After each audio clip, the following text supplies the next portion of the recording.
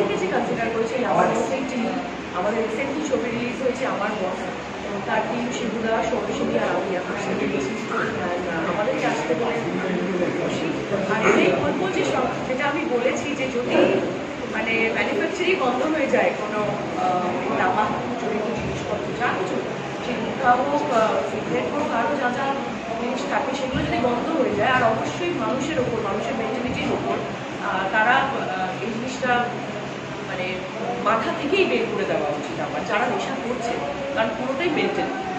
এটাই বলবো। আর আজকে যে আসতে পেরেছি আমি সবাইকে ধন্যবাদ জানাতে চাই কারণ এখানকার নার্স আর যারা জুনিয়র ডক্টরস তারা হচ্ছে মানে ইয়াং জেনারেশনের কী বলবো পথিকৃত, হ্যাঁ, তো তারাই আজকে এই ইনিশিয়েটিভ নিচ্ছে, একটা ভিডিও করেছে, তার জন্য আমি তাদেরকে সাধুবাদ জানাতে চাই।